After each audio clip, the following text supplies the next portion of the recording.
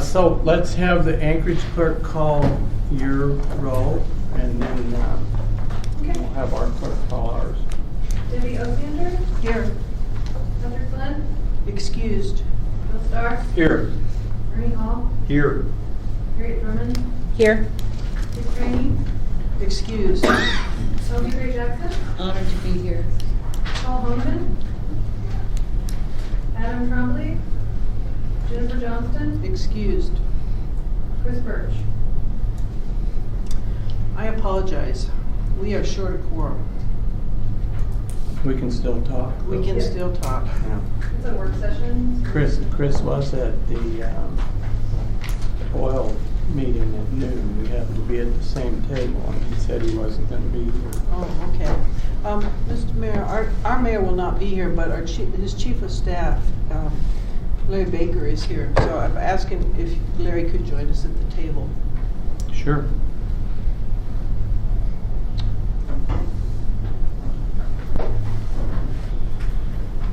Madam Clerk, go ahead.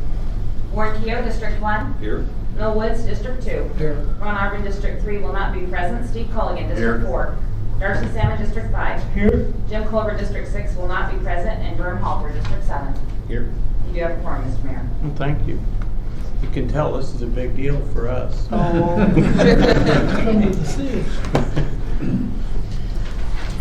Okay, we have the agenda as printed. Is there any additions or discussion regarding the agenda?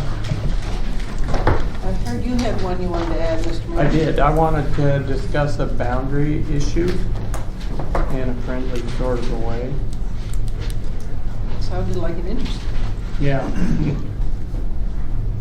It doesn't have anything to do with the port or the bridge. Yours or ours? Either one. Okay. Anything else? Chris mentioned that we should put Kabata on there. Well, it wasn't Chris. I met somebody else. Who's the tall guy? Adams? Trombley. Yeah, Adam Trombley. He was the one that asked to have that on the agenda, and I assumed he would be here. He's new. Okay. I propose if they're not here, that the item not be added unless they show up. Okay, well, if nobody else is, we had actually considered putting it on, but Do you need a motion to add the boundary issue? I do things by non-objection. Okay. If there is an objection, we'll have a motion, yeah. No objection. I don't hear any objections, so. Anything else? Any objection to the agenda as amended? Hearing none, we will do the pledge. Ms. Osander, would you lead us? Be happy to. I pledge allegiance to the flag of the United States of America and to the republic for which it stands, one nation under God, indivisible, with liberty and justice for all.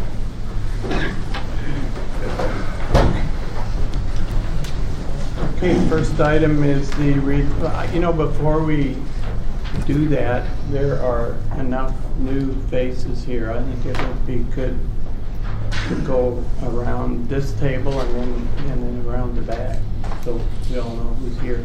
I appreciate that.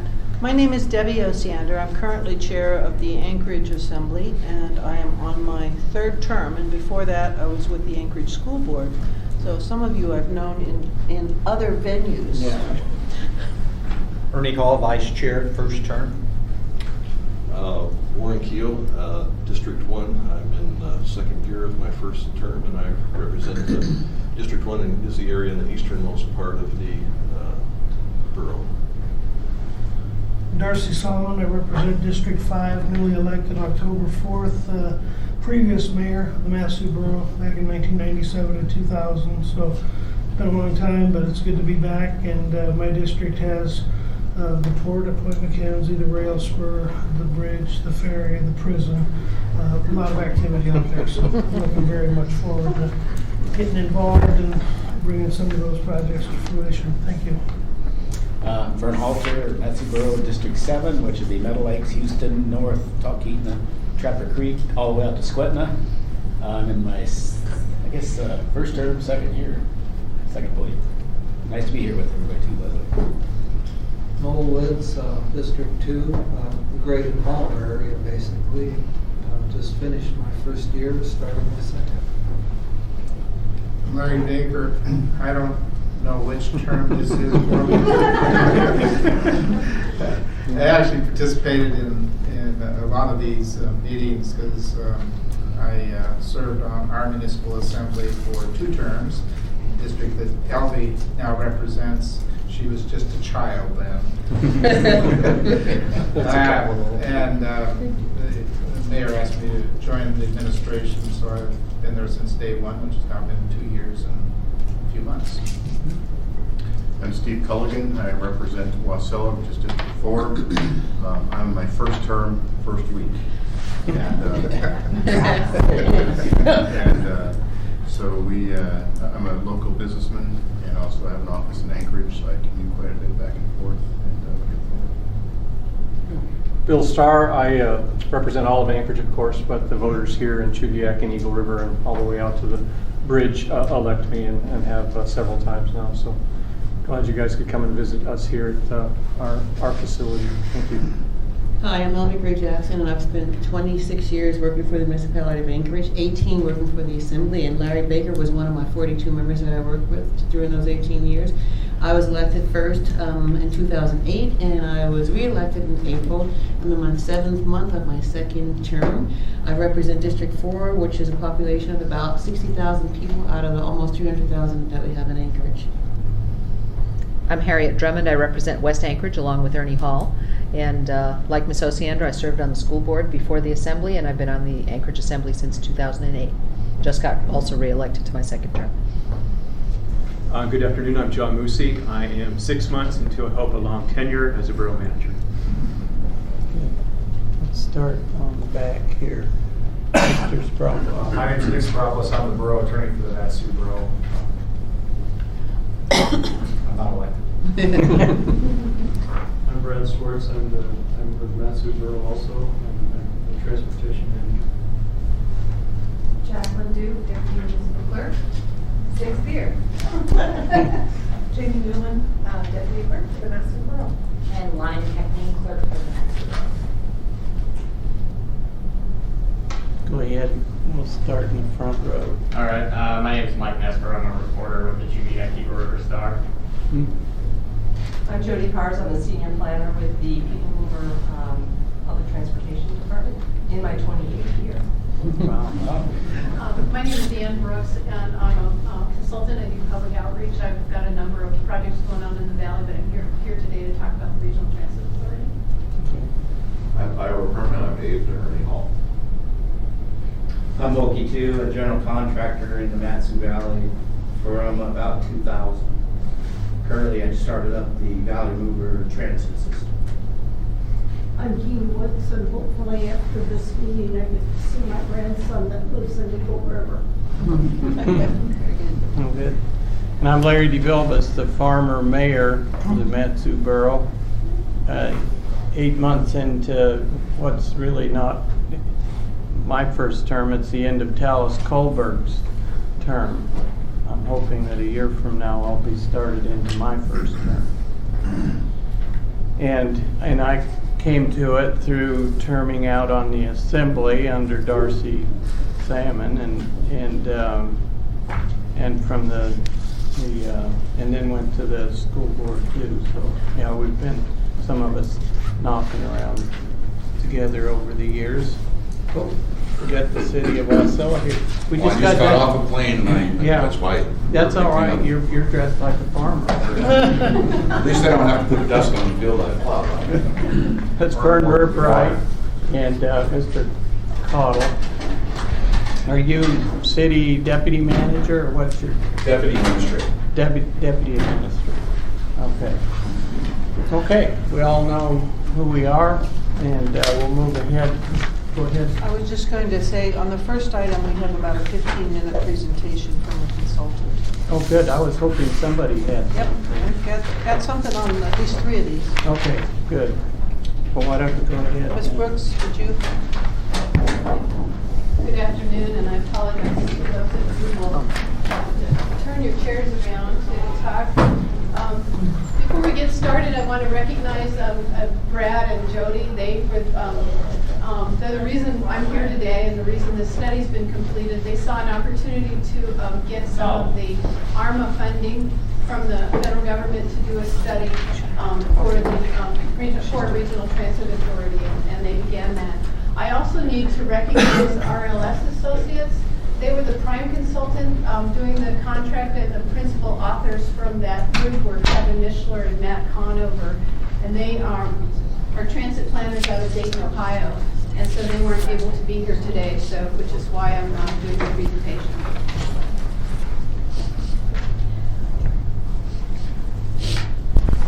Click the right button.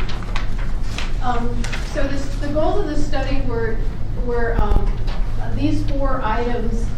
What happened, I said, to give some background, the Regional Transit Authority has been talked about in the area for some time. And a couple years ago, Senator Huggins' office drafted some legislation, some enabling legislation, and introduced it in the state legislature. And during the review of that legislation, a lot of questions were asked that we didn't really have answers for at the time, and that led Jody and Brad to suggest that we go ahead with the study. We looked at other regional transit authorities around the nation, how they're managed and how they're governed and how they're enabled through state legislation. We analyzed the service that's currently happening in the region and looked at what you could do as a region, what kind of service you could provide as a regional transit authority. We looked at the cost of a couple different service options in the area, and then we're in the process of finalizing the plan to be able to move forward with transit authority. One of the first things we did was look at regional transit management and governance. And in the research, we found that most regional transit authorities are enabled by legislation at the state level. And I'll get to some of the reasons for that in a moment. But we looked from the list of states here, we really looked all over the nation, from east to west, at what that legislation looked like and what those services are.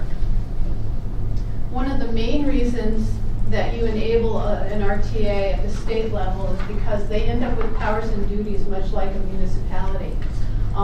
They're able to provide transportation services. They're also able to acquire land and facilities, enter into contracts, issue bonds, fund other transportation providers, determine fares, routes, and schedules, apply for loans and grants, and with the support of the local populace, levy taxes and fees to fund the regional transit services that they provide. We looked at some case studies, and we were before this body in December last year talking about, I think we had some of these case studies available at the time, and we looked at case studies of different RTAs in the area. We looked at Sound Transit in Seattle. We looked at the RTA in Chicago and various ones, and I think probably the main thing for a lot of these transit authorities, some of the things we found out were we want to know how they're organized, how they're operated, what services they operate. And I think one of the things that's interesting is how they all receive funding in a different way. Sound Transit, for example, is funded with a 0.3% motor vehicle tax and a 0.4% sales tax. Chicago has had a 1% regional sales tax in effect since 1975. It really hasn't changed. It still funds their Greater Cleveland RTA. One of the more interesting ones on the list was Virginia, and they actually used a variety of taxes and user fees that were collected by different agencies, and those funds went to their regional transit authority. We looked at a couple of different operating alternatives, and if you think of the RTA as the operating list. The list that's here is sort of a continuum. The first one would be a non-operating overlay district, and this district wouldn't operate any services. They contract the services, but they would do planning and receive grant funds for those services. The overlay district with new transit services would be much like a zoning overlay, or I know in the borough you use special purpose use districts, SPUDs, and it would be they would typically that overlay district would define the RTA boundaries and perhaps collect revenues in that area to fund the RTA. Consolidated services would be, say, the next step you would go towards. People Mover operates transit in Anchorage. Valley Mover's operating the inner cities bus service now. At some point in the future, those services could be consolidated under one umbrella. We also looked at the possibility of including the RTA as a division of an existing agency. And one of the things that was looked at, would it make sense to include the RTA under the umbrella of the Metropolitan Planning Organization, such as AMATS. The one that the consultant and the team recommended was this overlay district with new transit service. And so what the RTA would do would bring new resources to the community and new service to the community. This is just a chart showing the functional responsibilities of the RTA versus the current providers. For example, the MOA, they'd all retain local management control, but the regional planning for service would be accomplished by the Regional Transit Authority. People Mover and Valley Mover would still do their local planning. Mascot would do local planning, but the regional operations planning, if Valley Mover and Mascot, for example, were providers of service, they would do their own planning, but they'd all have some grants administration, some scheduling operations they would do on their own. Who would benefit from an RTA in the area? And that's basically commuters. Both commuters traveling inner region between the Mt. Valley and Anchorage, and daily commuters along the Glen Highway between Eagle River, South Anchorage, and say downtown. And then the municipal transportation plan for Anchorage has a high occupancy vehicle lane plan for the Glen Highway. And if we're able to get commuters into vehicles, then DOT may be able to delay that investment. The current providers in the area and the municipality, we've got People Mover has their fixed route service. Anchorage is service for seniors and disabled individuals, and it's on a demand response basis.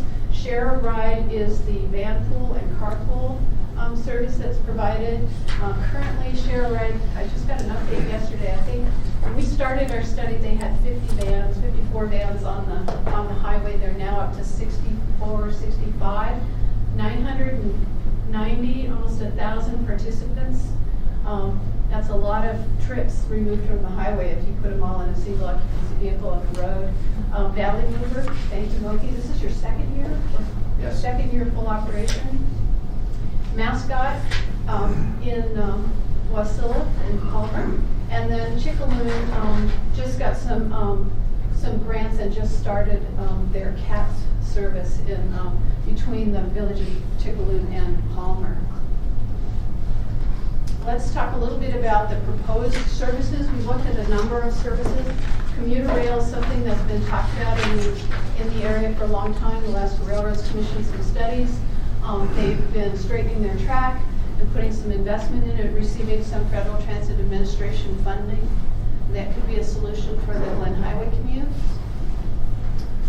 Bus rapid transit is another thing. You would use standard buses, but you'd find a way to make them operate on par better than your automobile traffic. The lines on the map, the purple would be the bus rapid transit operating on the highway as it exists today. The green shows where that high occupancy vehicle lane would be, that's in the municipality's metropolitan transportation plan would be constructed. And so this provides probably the commuter rail would provide the highest level of service. Bus rapid transit would be on par with that. And then the next level of service would be a commuter express bus operating between the Valley and Anchorage with branches to Wasilla and Palmer operating into Anchorage. There's also an interest in providing a similar commuter express bus from South Anchorage into downtown, midtown, operating along the AC couplet. We ran the numbers for all of these services. You can't, van pools, they cost us about $40 a van. The operating, oftentimes that cost of that is been paid for by grants. The capital cost of those vehicles been paid for by grants.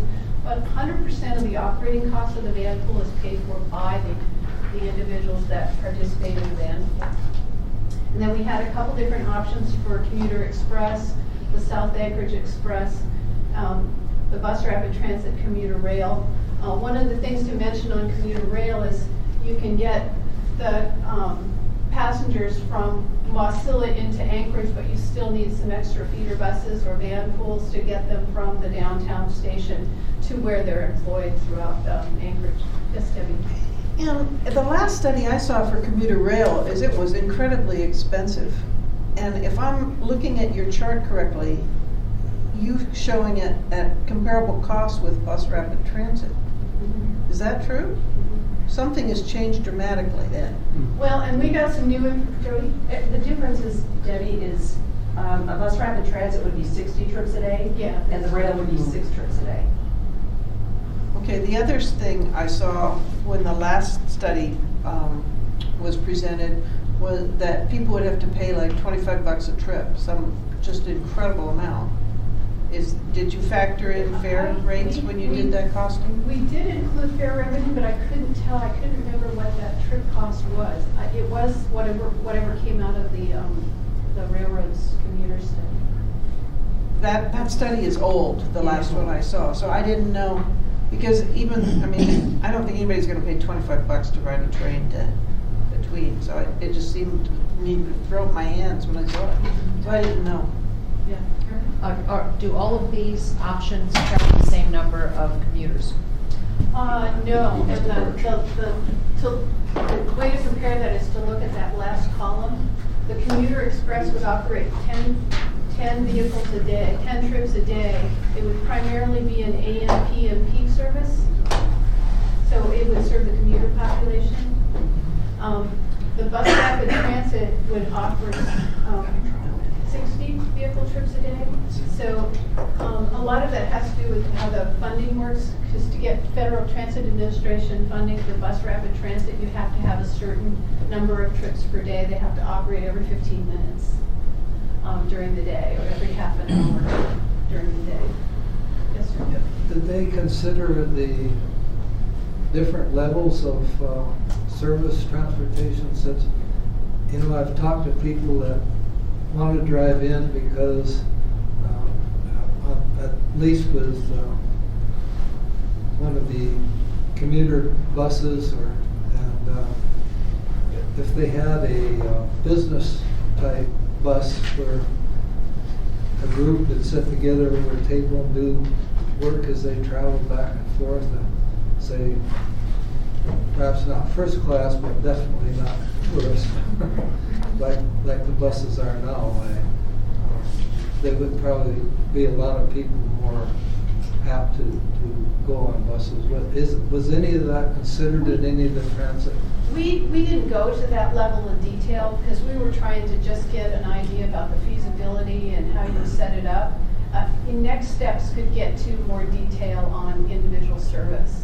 I know when the railroad talked about their commuter rail, they talked about having Wi-Fi on it. Some of the vans, do our vans have? Some of buses now around the nation have Wi-Fi on them, and so there are features that you can add to enhance and market the service more as you get into the others. Is there a difference in commute time with the bus and rail? Significant difference?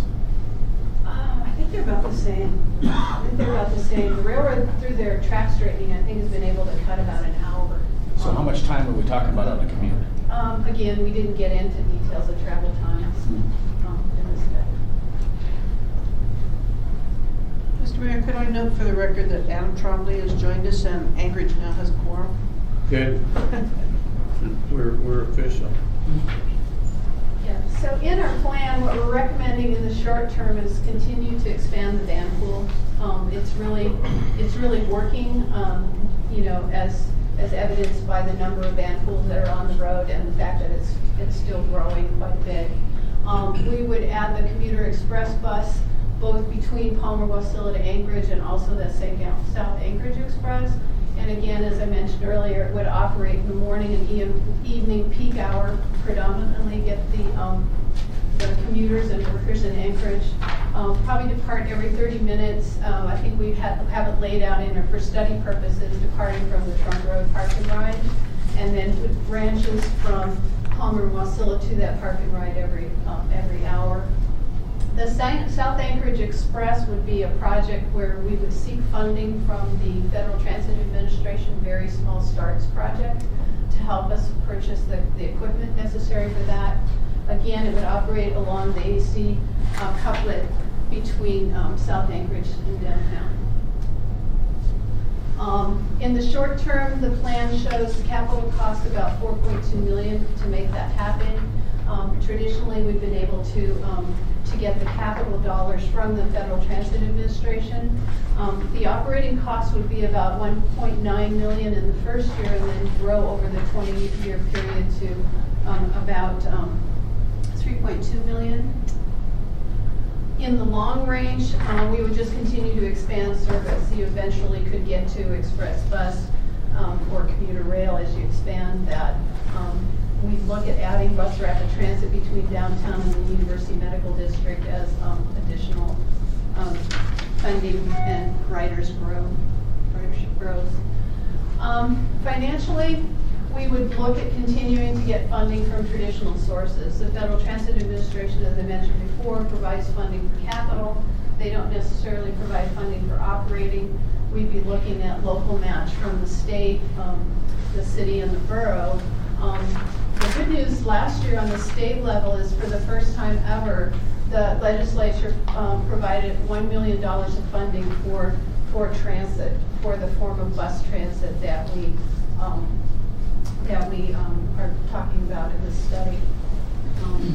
And in the long range, what makes transit work is some dedicated funding source, and that would be what you'd ultimately want to seek to be able to grow the system and continue to support the community with that kind of ridership.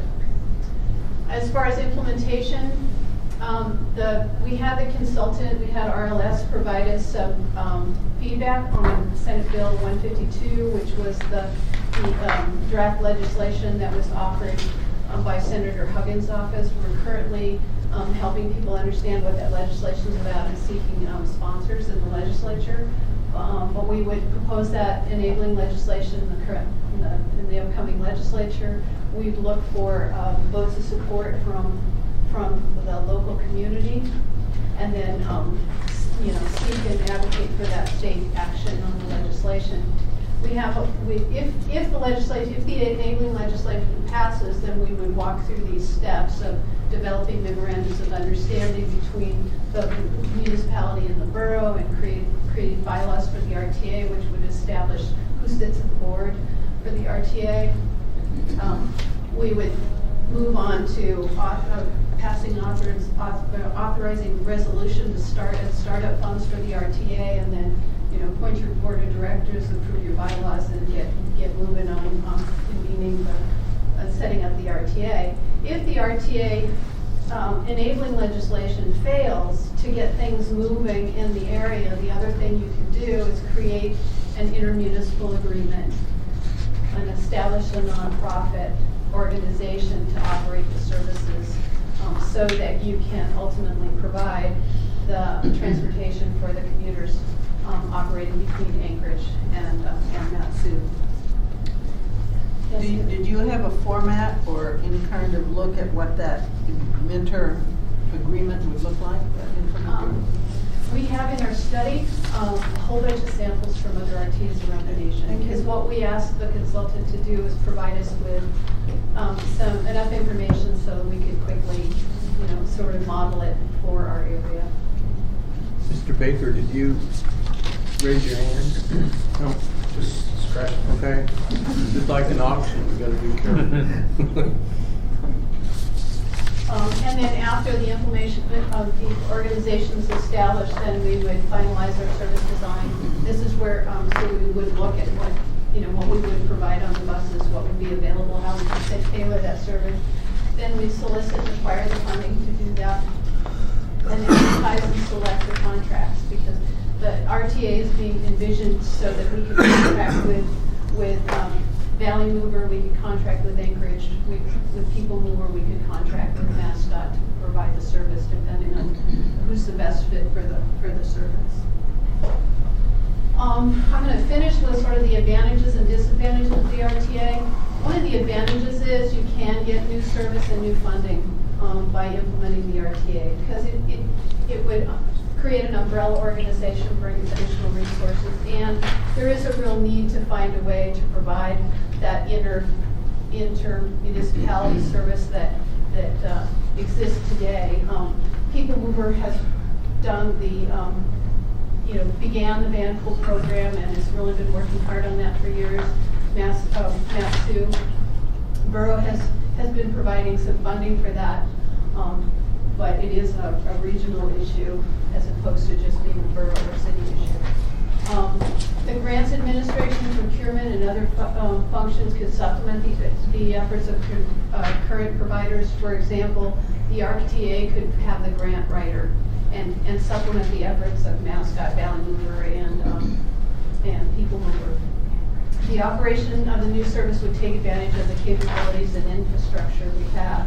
It wouldn't be difficult for Moki to add 2 more buses and some more maintenance. He's already set up to do that. And then coordination efforts, which are something that is, Jody and I were to Alaska Transit Conference the last couple of days, and the whole topic was on coordination. How do we get the most out of the people that we have, the services that we have, the buses we have on the road? That's something that the Federal Transit Administration has been pushing for a long time. It's predominantly real active at the human service, a service for seniors, people with disabilities, and low income. It's predominantly really active there, but it could happen at a larger scale with the larger providers. Could I ask a question on that point? Right now, as I understand it, there's some issues coordinating buses that are coming through the valley with the People Mover in Anchorage in such a way that somebody can get off of one and get on the other without a lot of wasted time. Who handles that now? The providers are working together to make that happen. We had meetings on Monday and Tuesday on the Metropolitan Transportation Plan, and we had a women-centered meeting at City Hall downtown that had ridden Mascot from her home to Valley Mover, got on the Valley Mover bus, came into Anchorage, got on a People Mover bus, and came to downtown because she wanted to provide some input on that plan. She sort of figured out how to work the whole system from one end to the other.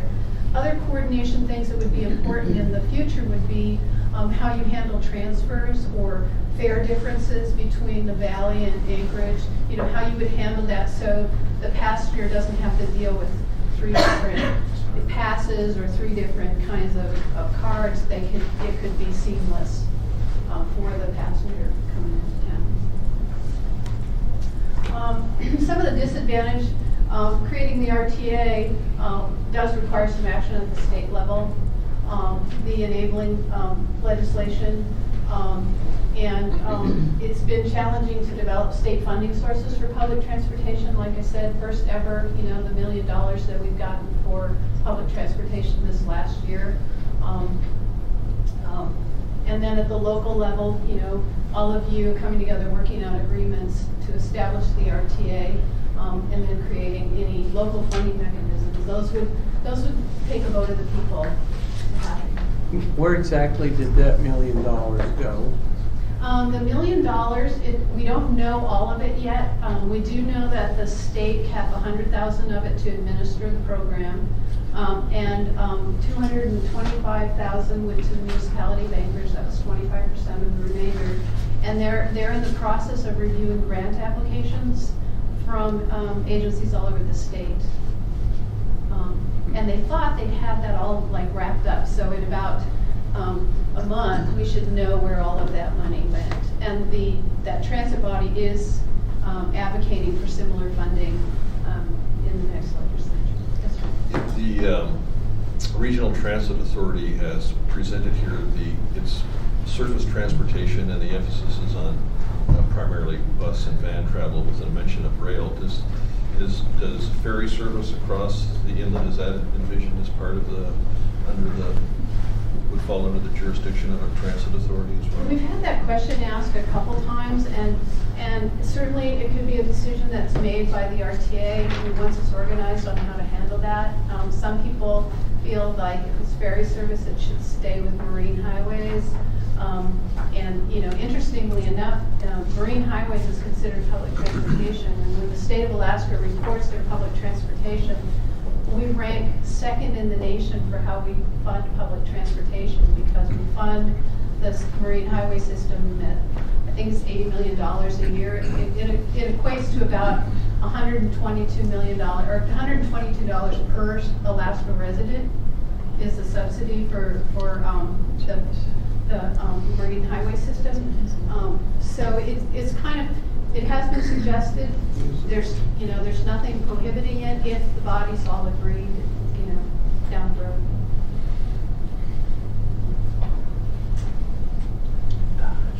I want to thank you. Here's the contact information for both of us, and I think you've all got a copy of the presentation. We're in the process of wrapping up our study. We provided this presentation yesterday to the Alaska Transit Conference, and we've got some new information. We're doing going to talk to the Alaska Railroad a little bit more about their new rail, what they could bring to the table. Thank you. Thank you, Mr. Mayor. So where do we go from here? Where we go from here is we've talked about, we haven't finalized it yet, but the Matsu Boroughs Transportation Advisory Board has created a public transit subcommittee. And so we're working with the city to, we've already got a public transportation advisory committee for Anchorage, and seeing how we can have those two groups work together to advance the conversation and move things along. And we are providing some information to area legislators in the hopes that someone will pick up the charge and introduce the legislation at the state level. And I think one of the things to point out is this model, this RTA model, is applicable on the map. And in this area, it's also applicable for coordination of service on the Kenai Peninsula. It could be applicable different places all around the state. Where does SB 152 figure in? Is that something the Anchorage Assembly supports? What I should do is follow up and get the clerks, and maybe they can send it out to you. The SB 152 that's in the document, because it provides the original language and some recommendations for change language. So you'll have that and be able to have discussions amongst yourselves to see if that's something you support. So it hasn't, your assembly has not taken a position on it? We basically, within this entity, came forth with support for the RTO and the RTO study. So we have historically talked about it. I'd have to go back to see how far back we have a resolution, but in general, the genesis was this group. Okay, Mr. Sam? Have you made this presentation to the state DOT or Senate or House chairmen of transportation? And if so, if not, why not? And if so, how's that been received? I see that you're looking at bringing them into play here. Yeah, we actually we have made presentations to the DOT at the central region level, at the local level, and we just wrapped up, got to this point in our study in the last couple of weeks, so we haven't reached out to the legislators yet. Actually, at the transit conference this week in Anchorage, you did give a presentation to the full group, including Jeff Addison from State Headquarters. That's down in true, Juneau. that's true. Eric was also there from headquarters. So some of the Juneau staff have seen it. Yeah. And I'm actually meeting with Peggy Wilson on Monday, so I was going to bring it up in my discussion. So are we copacetic with the idea of one regional representation covering Anchorage and the Valley? I think as with so many things, the devil's going to be in the details. But generally, I haven't heard anything against the concept from anybody at this point. Doesn't mean there's not opposition out there. Well, I would assume SB 152 sets that up, and I've got to admit I haven't read it, so I don't know what we're steaming into here. Yeah, I'll see if I have a copy in my bag. If I do, I'll just run down the hall and get copies made and get them distributed today. Yeah, thank you. Historically, a lot of what we've done from this group is bring resolutions back to our bodies for some further discussion and possibly passage. Very good. Could I ask one more question? Sure. I know the Valley Mover did get some financial support this last year, and I haven't had a chance to talk to Moki since the last time we met. So could you brief us a little bit of how your business is going and what kind of support you got, if you don't mind? Sure. Last year, when I had the time to talk to you guys, we had 10 bus rides going in and out of Anchorage, and we were funded solely by twos, funded that. And then we put in for some grants from the FTA and through the state, and this year they gave us $340,000 to continue with the service. We upped the service to 12 buses a day because we seen what happened was people were standing up between the Mac Valley and Anchorage, standing up on the bus because there's no sit down there. Wow. So what we did is we put more buses on to take over those people. And then at the same time, we had routes going in the middle of the day that there was only like 2 or 3 people on. So we're doing well. It's 300 and some people, 300 and some rides a day is what we're giving out now. And so it should really cook. And it's kind of nice that we're so small because just in a split minute, we can put it out on the web. What do you customers want? What will make you feel better? How can we improve the service? And right then we can respond to it, put more buses on, whatever. Currently we have 17 buses in inventory, and we only use 3 buses with a 4th one sitting there in case we have issues. It's been pretty good. Love it. Good to hear. Yeah. Mr. 2 kind of proved what I'd always said: when this makes economic sense, the private sector is going to move into it, and I hope we can give it help without smothering it, which sometimes happens when government tries to. That's just the farmer's perspective. Go ahead. There was a slide up there that showed 60 trips a day. I thought it was talking about. Was that the express portion of it? The 60 trips a day was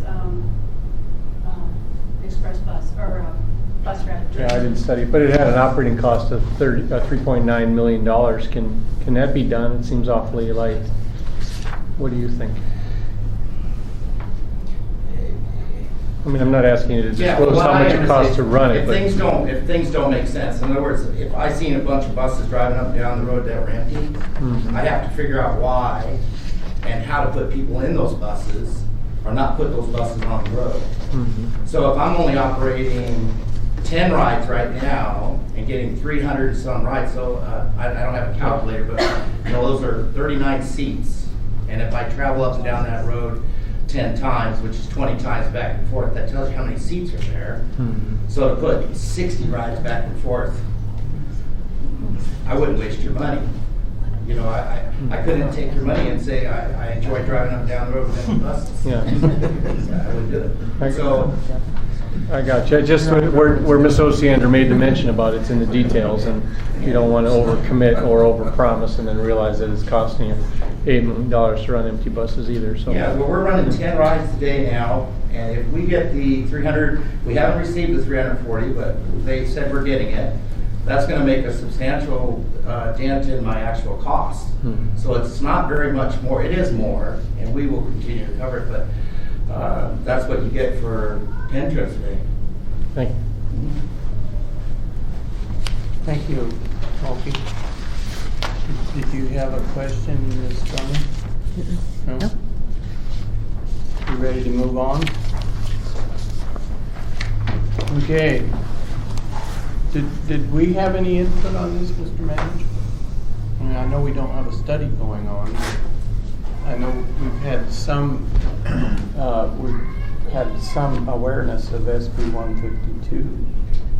Yeah, we've been giving regular some can updates on the RTA study for the assembly. As far as the bill goes, we've worked, the last couple of years, we've worked with Senator Huggles' office to get them the information that they need when the questions come up. But as Ann said, the reason we're doing this study is because there were some questions we couldn't answer. So now we've got additional information. And hopefully we'll bring that to the legislature and have those answered. Good. Jody Parks, People Mover. I'd also like to point out that this study was funded jointly by an ARA grant from Matsu and an ARA grant from the municipality. We both contributed funding to get the study done. Okay. And we're both co-project managers. Okay, well, I'm coming into the middle of it then. And I did find Senate Bill 152 with the annotations, so I'll go get copies made and we'll be able to Okay. distribute it today. Thank you. Okay, moving on to joint request for funding of the Inlet Shoal study. That one was mine. Okay. As we have sort of topics that we cover regularly when we meet. Ferries and ports have assumed a large amount of time in the past. And if you recall, one of the discussions that we had was the potential impact of sort of a growing sandbar or shoal in the middle of the inlet. And so we had agreed, I think, jointly to look at that issue. And we both were able to contribute some money to it. But the third leg of the stool is there has to be, by the requirements, some federal money in there. So we actually met as a body with, to discuss our port, and the Corps of Engineers was there. They talked about this study and said they still do not have the federal funding for the third leg of the stool. So I put in front of you a resolution that the Anchorage Assembly passed, basically to say we continue to support this, and we wanted to ask our federal folks to help the Corps get the third leg of the stool. So it was my hope that you guys would look at this and consider a similar resolution passed by your body, so that we could come together, continue to come together in spirit to ask for the Corps to fund the study. So that's what this is. Oh, good. Now, is this to match the money that we actually worked jointly for last year to get the $500,000 from, I think we each got $500,000. Yeah, we each got 500, right. But the requirement is that there's a third leg of the stool. The Corps has to come up with a 500,000. Isn't that right, Larry? They need to come up with $1 million. Each of our contributors were 500, and the Corps agreed to come up with $1 million. I think Chairman Osiander also that if your body, the other body passes this, that jointly probably a letter to our congressional delegation would be of real help to support the Corps' request. Yeah, it's a shame we didn't know about that yesterday. We spent an hour with Senator Murkowski. Well, certainly plan to have that conversation, and since it's a joint effort, it seemed timely to bring it to you too. Mhm. Well, we've certainly supported bringing our match forward, so I don't know why there would be a problem working together to get the federal match. The only question I had is I thought there was a different name for that show that didn't implicate the Point McKenzie was part of the problem. Well, I don't think we believe that it is the Point McKenzie. My remembrance is that the shoal is right in the middle. But it's quite a ways down from Point McKenzie. It's been a while since I was briefed on it, but it was one of the first discussions I had with Mayor Sullivan after I came on board. Okay. Well, if it should be renamed as a different shoal, please let us know. When we deal with this, we will let you know. Okay. Because I seem to remember there was some issues there. Do we have somebody we want to honor? Let's call it the Cook Inlet. Oh, yeah. That's a good. Why don't we call it the Bill Sheffield Show? No, I don't think we should. Okay, any questions, discussions?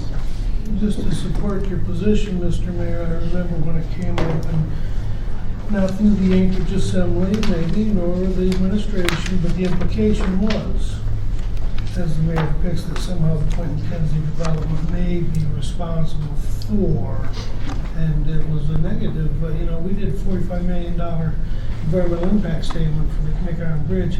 Pretty much looked at the Cook Inlet and the shoal stem to stern. So I wonder, has the people that are working on this study looked at that EIS? $45 million in that thing. Everything you should ever want to know about the Cook Inlet's in there. Yeah. Well, I was at that meeting, and I remember some of the negative comments back and forth, and the intent is not to do that at all. Merely, the Corps, when we asked the Corps to look at this, the Corps said they couldn't do it without the funding. So if the terminology and the wording is inaccurate, I'd be happy on our side to fix it. Let us know. We'll Okay, I think it's to our joint benefit to figure out how we can keep the inlet open and flowing for shipping. I do indeed, and I didn't mean to imply, like I said, that your assembly, but the daily paper likes to create anxiety, and that's where from. They like controversy sometimes, don't they, Mr. They do, Chair? ma'am. So I'm in favor of working with you. Don't Super. get the wrong impression. Super. Very good. This may or may not be related to the special committee that was recently formed to study the navigation issues in the inlet. I think that was initiated by the city of Anchorage. Mr. Baker, do you know what? I'm sorry, Larry, I didn't hear. There was a body put together, I don't remember the exact name of it, but it was to review the maritime traffic issues in the Upper Cook Inlet. The only thing that I'm familiar with is, on this study, is the Vicksburg, Virginia issue where they were going to actually model Cook Inlet. But I'm not aware of anything Yeah, else. well, no, I'm moving on from this a little bit and talking about this other committee that's just recently been formed. The only thing I can think of is we've just redone a memorandum of understanding for our port construction project, where MARAD, the federal agency, is now more directly involved and on-site, and the city is more involved than in the past. So for us, that's a new group dealing with port issues, but I'm not familiar with anything beyond that. Maybe I just assumed it was the city of Anchorage. Maybe it's a state agency that's started this up. But it's really out of order because it's not directly related to this. speaking of the port and ferry discussion, we did, I don't know who put that on there, but just to bring you up to date, we are moving ahead with application to put a ferry landing on the Ship Creek site immediately down the inlet from the mouth of Ship Creek. Have you had conversations with mayors? We fairly recently met and clarified, because there was some uninformation going around that was confusing things, and we wanted to make sure we were still okay for putting applications out. But Manager Musi here has our preliminary design and to get things. Did you have anything to say? Yes, I can just kind of add to that. I believe it was on October 12th, Mayor DeVilbiss and myself met with Mayor Sullivan, Mr. Baker, Mr. Sheffield, and some staff people regarding the landing issue on the for the ferry. I thought it was a very productive meeting, and out of that meeting, we made a decision that we were going to move forward with an application for a permit for the landing, and we'll be looking to get a letter of support from the mayor. I think this past year, about 6-7 months ago, we applied for a grant application. The mayor got us a letter to support that. So we're hopeful. We did not get the grant, but we're hopeful this is going to work. It has to go through quite a bit of processing. Any questions, I'm sure Brad here is able to answer that. But that is our next step, is to apply for an application for a permit at that site. We're looking at possibly a $20 to $24 million cost that we'll need to seek funding. We are taking the lead on that. This project really does not pencil out financially unless we have the run between the borough, Point McKenzie, and Anchorage. There's other opportunities we've been looking at, such as Tyonek and Kenai. That makes sense for some use, but financial, just with those couple runs, does not work. Senator Begich has got us in front of the Coast Guard to see if they could use the ferry on a short-term basis. We were able to meet with, I think, nine white-suited officers from the Coast Guard. They absolutely love the boat, but it's so different than anything they have. So they, at this point in time, they declined, but they gave us some other opportunities. We believe it's ANGDA, is that correct, Brad? ANGDA is putting together a grant application to use that. And our dilemma on a short term is we are expecting to receive the ferry. Now it's been pushed back to January. We don't have a landing yet on our side. We don't have a landing on Anchorage side, and that's probably going to be about a 2 to 3 year process if we're successful. So we're looking at putting the boat to use, and ANGDA is looking at doing a demonstrator project on the Yukon River and for Minnesota. So I need help on this. Is it the Kuskokwim? Kuskokwim. I've already blown that 7 times in the last 2 days. Kuskokwim rivers for LNG, and then also for supplies, and also to Prudhomme Bay. So we're supportive of that, hoping they can use that. It's a tremendous ship, and we're getting it probably a couple years early. So we're working hard, and it was a good meeting with Mr. Baker and his staff and the mayor. So at this point in time, we're feeling pretty positive about moving forward on this project. This is really a different situation than I think. I'd like to hear more from Mr. Baker, because Mayor Begich was not at all supportive of the Ship Creek location. I can address that. We have, or the mayor has no objections. In fact, it kind of fits into the overall planning, this was announced a few weeks ago, the development of the Ship Creek area in terms of some economic development activity. The issue with this particular landing, and I'm not familiar with what the Baggage Administration did, but this particular landing, it actually boiled down to the Corps of Engineers. And they had some concerns about this landing. As this process began a couple of years ago, and with Homeland Security essentially closing down the port it was originally envisioned that the ferry would land at our port. But the style of the ship is such that directionally, I don't know whether it can't go in reverse or it can't go forward, but there's problems. And then getting the passengers and their vehicles on and off through the security is a real problem to the port. And I think that really made us step back and take another look at it. And we were not here when this was initially proposed. But we think that this is a good location, and the design looks perfectly acceptable. The question is going to be the agencies, and if they're willing to allow this to dock in this particular area. But I think there has been some different designs, as I understand it, and I believe this one pretty much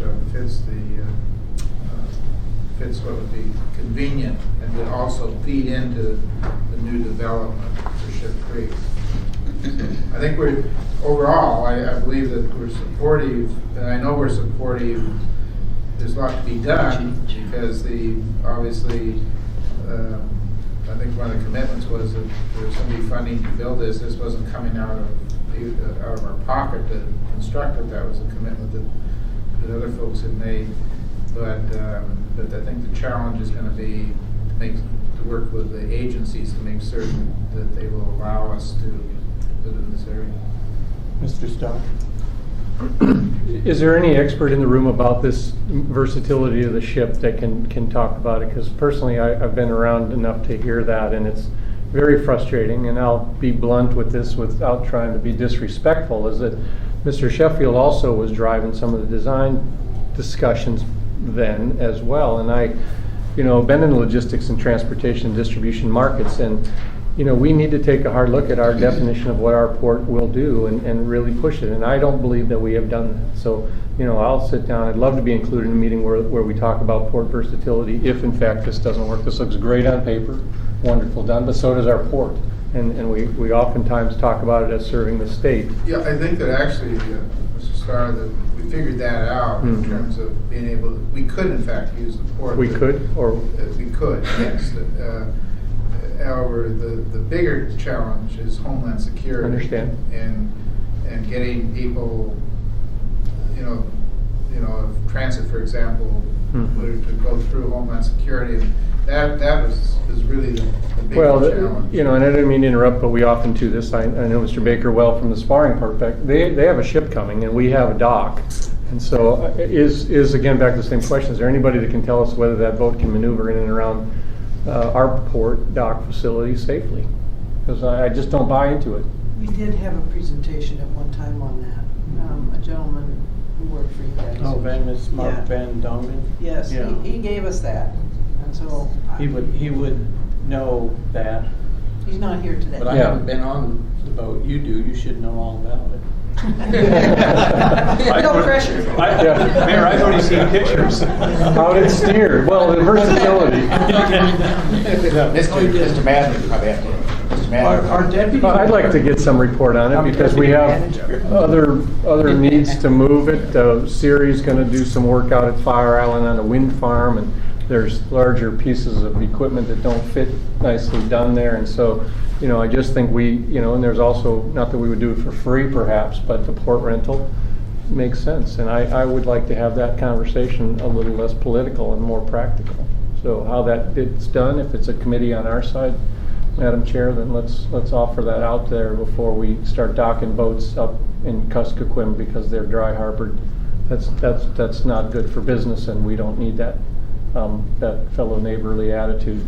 That's my preach. I think I'll help that dialogue if I can get some commitment from the mayor. Mr. Baker, do we have some assembly involvement with that? Absolutely. You can boat ride. Ms. Drummond? Thank you. I'm glad to see that this is outside of the security entrance, and this would certainly work. I also see that this concept dates back almost more than 2 years, to January of 2009.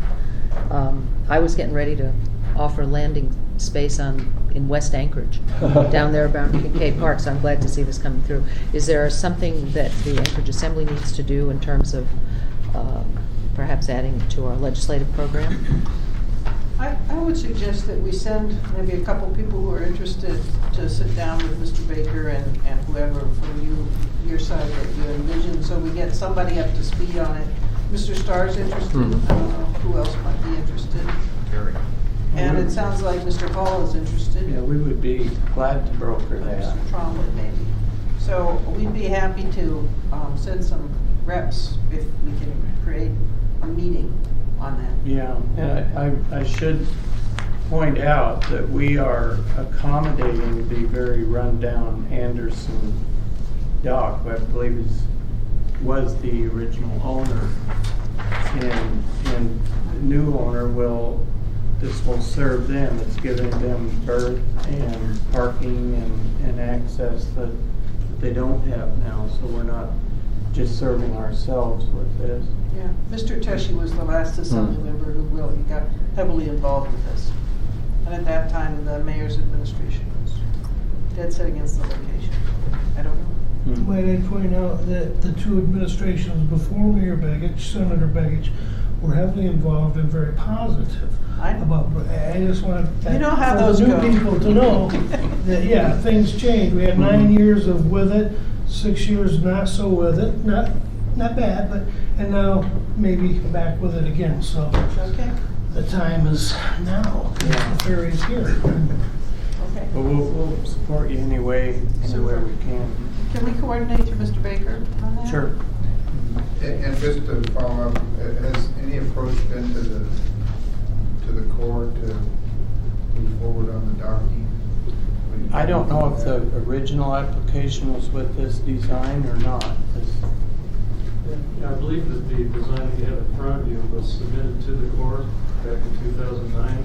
We pulled it when we found out that there was an issue. So if it's a no, we can go ahead and resubmit that same permit. We'll just update it a little bit and submit it. Yeah, that's what we're on the verge of doing right now, is submitting a permit. Appreciate that advice. What are you going to do with your ship when it shows up in January? We haven't made that decision yet. Well, time is of the essence on that. And again, I'd love to see it docked in Anchorage. You know, quite frankly, it only makes sense as opposed to tying it up somewhere else. So, however, that discussion needs to happen as well. So you have some supportive assembly people. Wow. I was kind of surprised, actually. Great. One, let's hear it. We'll talk about it amongst ourselves. That's like we said Chairman earlier. says the Devil's in the details. Yes, right. That's what I was just going to say. Mr. Hall? Maybe like when Holland comes in front of their boats, where do they dock at? And how do they get through security? They dock at our port. Is there a security problem there? No. Well, yes, They they get on buses. face the same thing. They have to go through security. And the only thing is that I think the docking at the port, Holland doesn't take on offload vehicles. We're talking about 125 vehicles. Only passengers. This plan envisions using vehicles. If you're at the port, there's no way to. It's my understanding is that's correct. That was my understanding. Yeah, vehicles could not be offloaded at the port.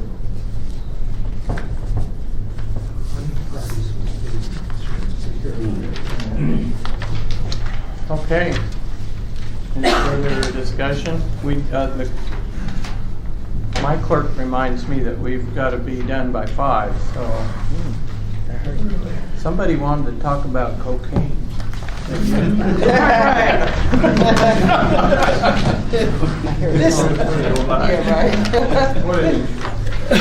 This is in line with another topic that we had. I don't know, at some point in this body, we spent a lot of time talking about meth, and we both did ordinances banning a lot of the ingredients in Sudafed, et cetera, because of that. Okay, this is our new one, and it's just for information for you. There's apparently this new illicit fake cocaine, is that what they call it? I don't frankly know much in the way of details. We have a work session Friday where we're gonna get a briefing on it. The mayor's office brought this forward to us, and apparently Kevin Meyer at the state is going to be introducing legislation banning this stuff. And it was basically just information to you. I don't know if you guys have a problem with it or not. I'm assuming if we have it, you've got it.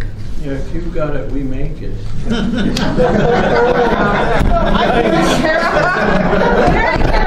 Great. Did not say that. Move your turn. We are aware of it, and I think it was our Wasilla mayor that first pointed it out to me. Okay, well, here's our ordinance if it's any value to you, or proposed ordinance. Yeah, we will definitely look at it. Now, I'm interested in this last topic you've got, sir. Oh, okay. Well, it's not earth-shaking, but last Friday I was at the Connect River Community Council, and one of the members there just made a joking remark about being able to stand on his property with 1 foot in the borough and 1 foot in Anchorage, and it reminded me of an older issue. The municipality of Anchorage cuts in to the Connect River even before the glacier, and there's land up there that could be developed. There is existing remote parcels and in the lake that have their only access is through our infrastructure, and of course we've got the military exercises on the glacier that for the most part operate out of Palmer, but of course the glacier is in Anchorage. So I was going to raise the subject of a agreeable boundary adjustment there that would just include the Connect River watershed. Okay, so basically you want us to give you the watershed, is that what I'm hearing? I don't know what we could give you in exchange, but something on that order. No, I think we'll pass. We were not asking for all of Eagle River and Well, that's so, anything like that. Go ahead. Have you been informed by Clutna Corporations on their final taking, or I guess they've got their Anilka land takes have been completed in that, so have you looked at how that affects that discussion? Oh, yeah. Yeah, they have land up there, and anything they wanted to develop would be controlled by the city of Anchorage, not by the Matsu Borough. It just doesn't seem quite right. Well, and that's where I think they've actually claimed to take title to it, and when you talk with Mr. McQueen in particular, he does wave his hand. So is the issue still alive as you just described it based on that, or? That's not what brought the issue to my attention, but I'm anticipating that. Okay. Yeah, I don't know how to get better informed on that, but maybe there's some boundary maps or something we could see, because Clutna sure has them when you talk to them. I called and they said they gave you the final copy. Oh. Do you have it? I never What saw we the can do is we can provide you copies of the mayor's proposal, because I know you're going to need some time to talk about it. And that's we got 10 minutes. Well, the left. mapping in particular, because I've already been briefed a little bit by the Clutna group, and that's I think that brought it to my attention. So okay. I don't know enough to say it, but other than to add that element to the discussion today. Well, I certainly am interested in seeing what you're proposing. I can't envision specifically what that line looks like right now. Well, it's weird, because it almost runs to Valdez, right through all the glaciers back there, and I don't have any problem with that, but we've got a usable land mass there that all logic would indicate we should be controlling, not Anchorage. Well, can you get us maps then, or to Sure. show what your We proposal will, is? yeah. All right. And we'll present it to the mayor next time I meet with him. Okay, could you, sometimes, it's been my experience that sometimes the mayor's office doesn't fully communicate with the assembly. okay.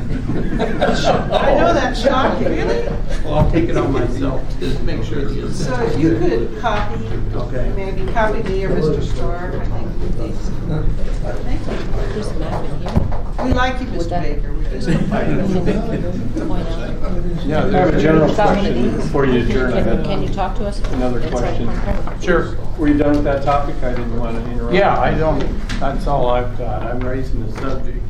The ice road that was constructed last year from, I think, Oil Well out towards Squentna, who has information on how to market that to our Anchorage-based businesses that may have, is the road available for rights of others to use, or how does that get done? Well, I think we'd have to look into that. I believe it was a private construction firm that built that. They permitted through the Matsu Borough, however, though, Right. the agreement, is it a revenue generating opportunity for the Matsu Borough, or? If it's Well, just permits. the only thing I know about it, it's a winter-only trail. It's, the Didrod is thinking about opting over to use that trail to go through the Happy River Steps, which is notoriously tough. It's private. I was on it last year with snowmobile, and I don't think it's closed to the public, but I don't quote me in that Yeah. at this point in time. Well, it seems to make sense from a business perspective. There's a lot of opportunities. I know they're trying to get up towards the Rainy Pass, and we've got a lot of developer groups based in Anchorage that are looking at the minerals usage and some of that. So I would want to maybe connect some of our folks with who's in charge of it. Actually, I'm going to meet with some trails people and the Didrod people tonight at 6, and I'll mention this to them and see if they could give a briefing to the Anchorage. Well, the permit for the operation of it next winter, has it already been done? I couldn't answer that question. Who could? Matsu Borough? I'm not in the permitting office. Yeah, all right. We can get back to Look at it. it. Okay. Because most of that is public right of way.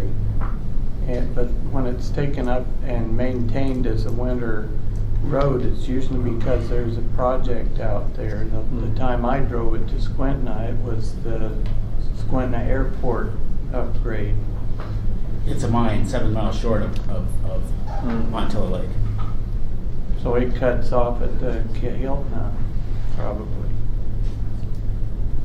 There's a number of air taxis based at Lake Hood for our examples that are operating rusts in their remote lodges. Some of that is cheaper to truck the larger stuff in, of course, than to fly it. So I just was asked and told them I'd try to find out. But if the permit's already been let, it would just, it's a moot point. But if it hasn't been let, then maybe it'd be nice to include the opportunity for others to use it. I'll try to poke around. If there's anybody that can send me an email or help me find out who to talk to, I can forward that on to the users that approached me. Okay. Thank you. Our manager will. We'll get you this instruction. Okay, appreciate that. That's all I have. Okay. Any other comments? Questions?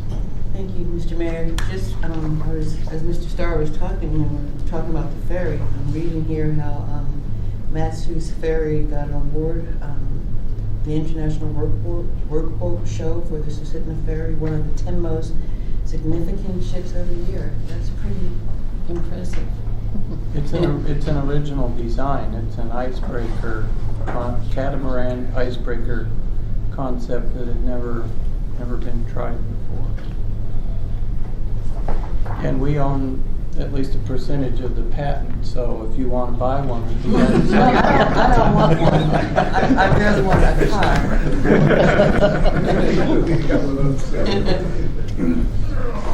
Any other comments?